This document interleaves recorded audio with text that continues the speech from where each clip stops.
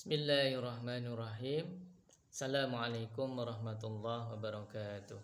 Alhamdulillahirabbil alamin wassalatu wassalamu ala asrofil anbiya'i wal mursalin sayyidina wa maulana Muhammadin wa ala alihi wa sahbihi wa man tabi'ahu bi ihsan ila yaumiddin. Rabbi shrah li sadri wa yassir li amri wa hlul 'uqdatam min lisani yafqahu qawli, amma ba'du. Rekan-rekan mahasiswa-mahasiswi sekalian yang kami muliakan, alhamdulillah pada kesempatan kali ini kita akan melanjutkan perkuliahan kita yaitu fikih. Adapun tema kita pada kesempatan kali ini yaitu ketentuan dan tata cara ibadah haji dalam ajaran Islam. Nah, dalam pembahasan ini nanti ada beberapa tema pokok. Yang pertama pengertian haji, kemudian tata cara ibadah haji tamattu dan juga haji ifrad maupun haji qiran. Baik, yang pertama kita akan membahas tentang pengertian haji. Ya, haji, kata haji ini berasal dari bahasa Arab yang maknanya adalah tujuan. Ya, tentu tujuan utama ibadah haji adalah untuk mendekatkan diri kepada Allah, qurbatan ilallah, untuk mendapatkan ridho Allah Subhanahu wa taala.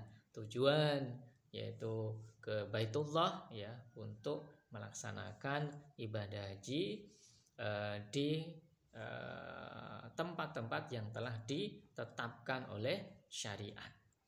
Ya. Kemudian kalau secara terminologi syariat, ya, haji ini menurut istilah syar'i adalah beribadah kepada Allah dengan melaksanakan manasik atau ibadah yang telah ditetapkan dalam sunnah Rasulullah SAW. Nah, itu pengertian ibadah haji, ya, pengertian haji. Apa hukum dari ibadah haji ini? Hukum ibadah haji adalah fardhu ain atau wajib bagi setiap muslim yang mempunyai kemampuan, sudah mampu, ya, terutama terkait dengan harta finansial, ya, dia mempunyai uang untuk melaksanakan perjalanan ke Baitullah, ya, ke Baitullah, dia juga bisa membiayai selama di sana dan juga perjalanan pulangnya ke tempat asalnya. Selain itu juga mampu dalam fisiknya, ya, tubuhnya ini untuk melaksanakan rangkaian ibadah-ibadah haji. Juga selanjutnya yang perlu diperhatikan yaitu kemampuan dalam ilmu. Kalau dia sudah punya harta, sudah punya fisik yang kuat untuk melaksanakan ibadah haji, ya, dia harus melengkapinya dengan ilmu. Dia pelajari ilmu tentang bagaimana ibadah haji, ya, itu kemampuan, ya. Kemudian kewajibannya hanya satu kali di dalam seumur hidup, ya, dalam hidupnya hanya sekali saja. Kalau sudah melakukan ibadah sekali, ibadah haji sekali, ya sudah, berarti sudah gugur, sudah tunai kewajiban hajinya. Adapun nanti kalau dia mampu untuk melakukan yang kedua, ketiga, dan selanjutnya, itu dianggap sunnah saja. Nah, itu hukum ibadah haji. Adapun dalil ibadah haji dalam Al-Quran ini terdapat dalam surat Al-Imran ayat 97. Bismillahirrahmanirrahim. Walillahi 'alan nasi hijjil baiti man istata'a ilaihi sabila wa man kafara fa innallaha ghaniyun 'anil 'alamin. Yang artinya mengerjakan haji adalah kewajiban manusia terhadap Allah, yaitu bagi orang yang sanggup mengerjakan perjalanan ke Baitullah. Barang siapa mengingat kewajiban haji, maka sesungguhnya Allah makanya tidak memerlukan suatu dari semesta alam. Nah, ini juga di sini disebutkan tentang man istata'a alaihi sabila, yaitu bagi orang-orang yang sanggup melakukan perjalanan ke Baitullah. Nah, adapun dalil hadisnya ini juga terdapat dalam dalam Quran, dalam hadis Bukhari maupun Muslim. Bunyal islamu ala khamsin syahadati la ilaha illallah wa anna muhammadar rasulullah wa iqamis shalah wa itiz zakah wa zakah wa al haji wa saumi ramadan. Ya, bunyal islamu ala khamsin, ya, Islam dibangun di atas 5 perkara. Allah ilaha illallah wa anna muhammadar rasulullah, ya, tidak ada sesembahan yang berhak disembah selain Allah dan Muhammad adalah utusan Allah. Wa iqamis shalah wa itaiz zakah ya, wal haji wa saumi Ramadan. Ya, menunaikan zakat, mendirikan sholat, menunaikan zakat, berhaji dan berpuasa di bulan Ramadan. Nah, ini rukun iman, rukun Islam yang harus dibangun di dalam setiap diri seorang muslim. Salah satunya adalah melaksanakan ibadah haji, ya, tapi dengan syarat dia mampu untuk melakukannya. Nah, syarat wajib sahnya ibadah haji ini ada 5. Ya, jadi orang yang melakukan ibadah haji harus memenuhi syarat 5 syarat. Yang pertama, dia harus orang Islam, dia beragama Islam, menyatakan dirinya sebagai seorang muslim. Yang kedua, berakal, dia tidak gila, akalnya normal, dia mampu untuk mengingat, ya, punya ingatan-ingatan. Kemudian yang ketiga, balik, ya sudah dewasa, ya dia sudah sampai pada usia taklif, ya sudah dikenai kewajiban untuk menjalankan syariat. Ya, bagi anak-anak berarti belum mampu, belum wajib untuk melakukannya. Merdeka, dia bukan seorang budak, ya, tidak dimiliki oleh orang lain, ya, merdeka. Ya, kemudian mampu, ya dia mampu secara finansial, hartanya untuk melakukan perjalanan ke Baitullah, fisiknya maupun ilmunya. Nah, itu 5 syarat sahnya ibadah haji.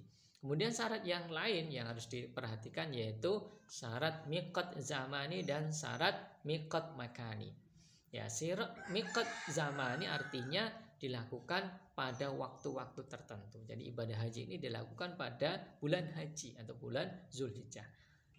Tidak di waktu yang lain, di bulan yang lain. Ya, kalau dilakukan di bulan yang lain maka hajinya tidak sah. Dan juga di tanggal-tanggal yang telah ditetapkan. 9, 10, 11, 12 sampai 13 Zulhijjah. Kemudian miqat makani, yaitu artinya haji penunaian wajib, rukun-rukunnya, ya, dilakukan di tempat-tempat yang telah ditetapkan. Tidak sah dilakukan di tempat yang lain. Misalnya wukuf berarti dilakukan di Arafah. Tawaf harus dilakukan mengelilingi Ka'bah. Sya'i harus dilakukan di antara Bukit Safa dan Marwah dan seterusnya. Nah, ini syarat-syarat miqat makani. Kemudian adapun jenis-jenis haji yang bisa dilakukan oleh kaum muslimin itu ada 3, tamattu, qiran maupun ifrad. Nah, orang-orang yang berada di luar orang Mekah maka menggunakan tata cara ibadah haji tamattu. Seperti kalau orang Indonesia berarti menggunakan haji tamattu. Bagaimana pelaksanaannya? Pelaksanakan haji tamattu itu melakukan umroh dulu. Umroh tamattu baru melakukan haji, ya. Jadi rangkaiannya ibadah haji tamattu itu terdiri dari 2 amalan, yaitu umroh haji tamattu dan haji tamattu. Dalam ibadah haji tamattu, umroh tamattu harus dikerjakan terlebih dahulu sebelum mengerjakan haji tamattu. Setelah selesai melaksanakan rangkaian ibadah umroh, yaitu ihram, tawaf, ya, kemudian sholat tawaf, ya, sa'i, tahallul, ya, maka dia kemudian menunggu tanggal 9 Zulhijjah untuk melaksanakan ibadah hajinya. Nah, itu ya rangkaiannya, ya. Jadi umroh dulu baru haji tamattunya, ya. Nah,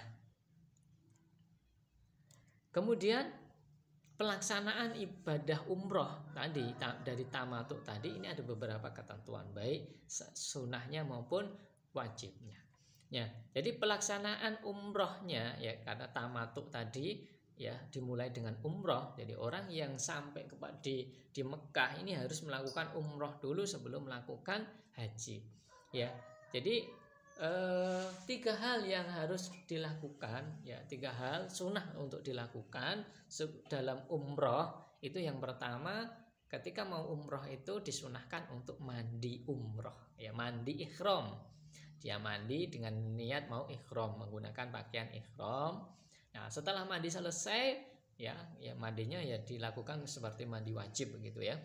Ya, kemudian setelah itu menggunakan pakaian ihram, dia sunnah untuk melakukan sholat sunnah ihram 2 rakaat. Nah, ini, ya, mandi dan sholat sunnah ihram. Kemudian setelah itu dia harus melakukan kewajiban-kewajiban untuk melaksanakan umroh. Yang pertama, dia harus berikhram di miqat yang telah ditentukan, di tempat dimulainya umroh itu. Ya, di tempatnya ini di mana? Kalau mungkin dari Madinah, dia dari Madinah, maka miqat yang harus dimulai untuk melaksanakan ibadah umroh itu di Masjid Bir Ali. Nah, di sana biasanya Bir Ali. Nah, setelah menetapkan miqatnya itu, dia baru menuju ke Mekah untuk nanti setelah sampai Mekah dia melaksanakan tawaf. Yang melaksanakan tawaf ya 7 kali, ya dimulai dari Hajar Aswad, lurus dari Hajar Aswad, dia mulai dari situ bismillah Allahu Akbar, keliling pertama, sampai nanti di Hajar Aswad lagi bismillah Allahu Akbar kedua kali, keliling lagi, ya bismillah Allahu Akbar, keliling lagi 3 kali sampai 7 kali, yaitu tawaf. Nah, kemudian setelah selesai tawaf, dia keluar dari putarannya, ya sampai putaran diakhiri juga di di Hajar Aswad tadi. Kemudian dia keluar, kemudian menuju ke makam Ibrahim atau lurus dengan makam Ibrahim dan melaksanakan sholat tawaf, ya sunnah tawaf. Nah, setelah sholat sunnah tawaf, kemudian dia melakukan sa'i dari Bukit Safa ke Marwah 7 kali. Nah, Safa Marwah, Safa Marwah. Nah, ini 7 kali. Ya, setelah itu tahallul, memotong rambut. Nah, tahallul, memotong rambut. Nah, setelah tahallul, ya dia sudah selesai melakukan ibadah umrohnya. Nah, sudah selesai melakukan ibadah umroh, dia bisa menanggalkan pakaian umrohnya, ikhramnya, ya, dan bebas dari larangan-larangan ikhram. Menunggu tanggal 9 Zulhijjah. Ya, 9 Zulhijjah. Nah, kalau nanti sudah 9 Zulhijjah, maka dia melaksanakan ibadah haji. Nah, itu rangkaian ibadah umroh. Adapun nanti kalau larangan-larangan selama ikhram, menggunakan pakaian ikhram, ini ya diantaranya ya dia tidak boleh berburu, ya binatang darat, ya bercampur dengan istri, mencabut, memotong kuku, mencabut rambut, membunuh binatang-binatang dan lain sebagainya. Ya, nanti kalau dia melakukan itu maka dia kena denda. Ya, denda itu apa? Yaitu menyembelih 1 ekor kambing. Nah, ini. Nah, amalan wajib selama ikhram ini apa? Mengenakan pakaian ikhram ini berniat, ya. Jadi kalau dia mau pakai ikhram itu niatnya apa? Niatnya sesuai dengan dia mau apa? Mau haji, mau umrah. Kalau umrah berarti dia niat ikhram umrah. Niat semata-mata karena Allah, yaitu berbarengan dengan menggunakan pakaiannya itu, pakaian ikhramnya itu, menentukan jenis ikhramnya, apakah untuk umrah ataupun untuk haji, untuk dirinya sendiri atau untuk orang lain. Ya, setelah itu apa? Membaca talbiyah, labbaik Allahumma labbaik, labbaik la syarika labbaik, innal hamda wa ni'mata laka wal mulk la syarika lak. Nah, itu. Nah, itu amalan-amalan selama ihram, ya. Nah, kemudian dia akan melakukan haji, ya haji tamattu. Nah, bagaimana tata cara haji tamattu itu? Yang pertama, dia harus mengenakan pakaian ikhram sejak dari Mekah pada tanggal 8 atau 9 Zulhijjah. Kalau 8 berarti nanti biasanya dia akan ke Mina dulu, mabit di sana selama 1 malam, kemudian baru tanggal 9 dia menuju ke Arafah, ya, atau dari Mekah langsung ke Arafah pada tanggal 9 juga tidak apa-apa, ya. Jadi ikhram pada tanggal 9, ya, dan menuju ke Arafah untuk melakukan wukuf, ya. Melakukan wukuf di Arafah sampai tenggelam matahari pada tanggal 9 Zulhijjah. Nah, setelah itu wukuf ini setelah itu bermalam, setelah wukuf, ya, dia bermalam di Muzdalifah sampai terbit matahari tanggal 10 Zulhijjah. Nah, setelah tanggal 10 Zulhijjah dia pergi ke Mina. Dia pergi ke Mina melempar jumrah Aqobah, jumrah yang paling besar pada tanggal 10 Zulhijjah. Setelah itu, setelah melempar, dia memotong dam, ya, memotong hewan dam, ya. Setelah selesai memotong hewan dam, ya, hewan dam itu, ya, maka dia melakukan tahallul, mencukur rambut, ya, sebagian atau sampai habis. Nah, itu. Nah, setelah selesai itu dia wajib untuk melakukan apa? Tawaf ifadah. Pergi ke Mekah, ya, melakukan tawaf ifadah, ya, tawaf ifadah. Setelah itu sholat 2 rakaat di makam Ibrahim, sholat tawaf, ya, di makam Ibrahim, dan melakukan sa'i antara Safa dan Marwah. Nah, itu setelah itu ya kembali lagi ke Mina dan bermalam di Mina pada tanggal 11, 12 sampai 13 Zulhijjah. Nah, tanggal 11 Zulhijjah dia melempar jumroh 3, yaitu jumroh Aqobah, itu jumlah melempar jumroh ula, wusta, dan Aqobah. Masing-masing 7 kali, ya. Bismillah, Allahu Akbar. Bismillah, Allahu Akbar. Dikenakan apa namanya? Jumrahnya itu. Nah, kemudian dia kembali lagi ke penginapannya atau ke tendanya, ya. Pada tanggal 12 Zulhijjah begitu juga melempar jumrah ula, wusta, dan Aqobah, masing-masing 7 kali. Nah, dia kembali lagi, ya. Dan pada tanggal 13 begitu juga, ya. Kalau dia melakukan nafar sani berarti biasanya sampai tanggal 12, 2 hari menginap di apa namanya? Di Mina, ya, yaitu 11 sampai 12. Nah, itu, ya. Kemudian kalau dia sampai tanggal 13, ya, sampai tanggal 13, ya, maka dia pada tanggal 13 itu dia juga melempar jumrah ula, wusta, dan Aqobah, masing-masing 7 kali berurut dari ula, wusta, dan Aqobah. Nah, itu rangkaian dari haji tamatu, umroh dulu baru melaksanakan ibadah haji. Nah, adapun nanti juga ada perbedaan sedikit terkait dengan pelaksanaan ibadah haji. Biasanya juga ada yang melakukan ibadah haji itu setelah dari Muzdalifah ke Mina, ya, ke Mina itu dia bermalam sampai tanggal 12 atau 13 Zulhijjah sampai di sana, dan dia tidak melakukan ibadah apa namanya itu tawaf ifadah dulu. Jadi diakhirkan. Ya, juga ada yang membolehkan seperti itu, ya. Kemudian ibadah diakhirkan. Baik, itu rangkaian dari ibadah haji tamattu dan haji tamattu, ya. Baik, itu dulu yang bisa saya sampaikan untuk haji qirannya. Itu dilakukan oleh apa namanya orang-orang yang berada di luar Mekah, ya, di luar Mekah, di dalam orang-orang Mekah, ya, baik melakukan haji qiran maupun haji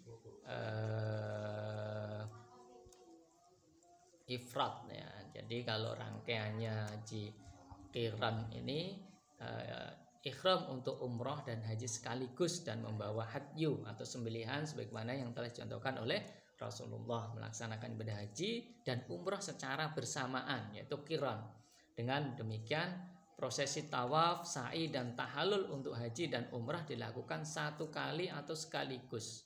Karena itulah kemudian jamaah dikenakan dam atau denda, yaitu menjadi binatang kurban.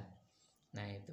Jadi tata caranya bagaimana? Memakai pakaian ihram tanggal 8 9 Zulhijjah, wukuf di Arafah sejak tergelincir matahari tanggal 9 Zulhijjah, wukuf di Muzdalifah. Di sini jamaah haji mencari kerikil untuk melempar jumrah, ya, berangkat ke Mina pada pagi hari pada tanggal 10 Zulhijjah, melempar jumrah, ya, 7 kali, memotong hewan kurban, tahallul, ya, kemudian bermalam di Mina, melempar jumlah ula, wusta, dan Aqobah masing-masing 7 kali pada tanggal 11, 12, ya, Zulhijjah ya, Zulhijjah.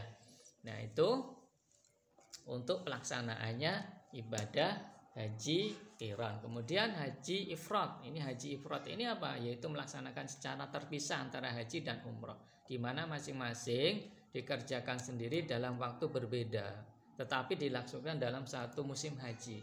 Nah, di dalam haji ifrad, ibadah haji dilakukan terlebih dahulu baru kemudian melakukan umroh. Jadi kebalikan daripada apa?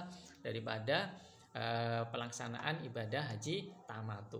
Haji dulu baru umroh. Ya, ifrad ini merupakan salah satu dari jenis manasik haji yang hanya berikhram untuk haji tanpa dibarengi dengan umroh.